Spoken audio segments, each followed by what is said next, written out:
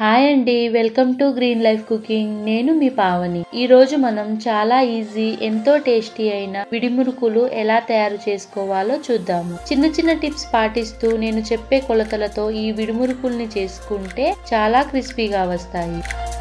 ముందుగా stove on చేసి pan పెట్టి ఒక అరకప్పు వరకు పుట్నాల పప్పును తీసుకోండి. ఇందులోనే అరకప్పు అటుకులు, పావు కప్పు పెసరపప్పు, 2 టేబుల్ స్పూన్ల మినపప్పుని తీసుకొని మంటను మీడియం ఫ్లేమ్ లో పెట్టి 3 నుంచి 4 నిమిషాలు వేపుకోండి. అటుకులు అనేవి క్రిస్పీగా అయ్యి పప్పులు చక్కగా వేగే వరకు వేపుకోండి. చూశారు కదా, అటుకులు అనేవి ఈ విధంగా క్రిస్పీగా అయ్యాక స్టవ్ ఆఫ్ చేసుకొని వీటిని చల్లారనివ్వాలి. తర్వాత ఒక మిక్సీ జార్ లో తీసుకొని మెత్తని పౌడర్ లాగా గ్రైండ్ చేసుకోవాలి. ఇప్పుడు ఈ పౌడర్ ని ఒక జల్లెడలో జల్లించుకోవాలి. జల్లించుకోగా మిగిలిన పొట్టుని తీసి పక్కన పడేయండి. ఇందులోనే 2 కప్పుల బియ్య పిండిని తీసుకోవాలి. ఇక్కడ నేను బియ్య పిండిని ఇంట్లోనే ప్రిపేర్ చేసుకున్నాను. అదే మీరు బయట నుంచి తెచ్చుకున్నదైతే ఒకసారి జల్లించి తీసుకోండి. ఇప్పుడు ఇందులోనే 1 టీ స్పూన్ ఉప్పు, 2 టీ స్పూన్ల కారం, 1 టీ స్పూన్ వాము అనేది పూర్తిగా ఆప్షనల్ అండి. మీకు నచ్చకపోతే దీన్ని స్కిప్ చేసేయవచ్చు. అలాగే 1 టీ స్పూన్ జీలకర్రను వేసుకొని ఒకసారి కలుపుకుందాము.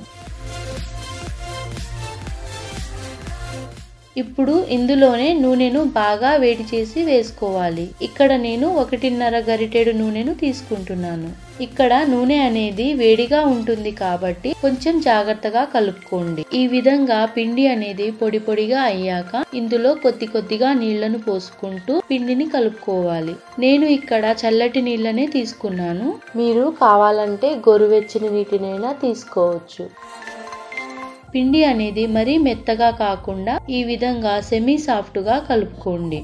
ఇలా కలుపుకున్న పిండిపై ఒక కాటన్ క్లాత్ ని కప్పి 15 నిమిషాలు పక్కకు పెట్టుకోండి. ఇప్పుడు మురుకుల గొట్టాన్ని తీసుకోండి. ఇందులో కొద్దిగా ఆయిల్ గాని నెయ్యి గాని అప్లై చేసుకోండి. అప్పుడు పిండి అనేది అతుక్కోకుండా ఉంటుంది. మరో పక్క స్టవ్ ఆన్ చేసి ఒక కళాయి పెట్టుకొని ఇందులో డీప్ ఫ్రై కి సరిపడా ఆయిల్ ని పోసుకొని బాగా వేడి చేసుకోవాలి. ఇప్పుడు ముందుగా కలిపి పెట్టుకున్న పిండిని కొద్దిగా ఈ మురుకుల గొట్టంలో వేసుకుందాము. ఇప్పుడు ఒక చిన్న పిండి ముద్దను వేసుకుంటే ఆయిల్ అనేది ఈ హీట్ లో ఉండాలి. మనం ముందుగా తయారు చేసి పెట్టుకున్న పిండిని మురుకులుగా వేసుకుందాం. ఈ విధంగా ఆయిల్లో వేసుకోగానే మురుకులు అనేవి విడిపోతాయి. ఈ మురుకులను గోల్డెన్ బ్రౌన్ కలర్ వచ్చే వరకు వేయించుకోవాలి. చూశారు కదా, ఈ విధంగా వేగాలి. ఇలా వేగినటువంటి మురుకులను ఒక ప్లేట్లోకి తీసుకుందాం. అంతే, ఎంతో క్రిస్పీ అయిన విడి మురుకులు మనకు రెడీ అయిపోయాయి. మీరు కూడా ట్రై చేసి మీకు ఎలా వచ్చిందో నాకు కామెంట్స్ ద్వారా తెలియజేయండి. నా వీడియో గనుక మీకు నచ్చినట్లయితే లైక్ చేయండి, షేర్ చేయండి, సబ్స్క్రైబ్ చేసుకొని పక్కనే ఉన్న బెల్ ఐకాన్ని నొక్కండి. థ్యాంక్ యూ అండి.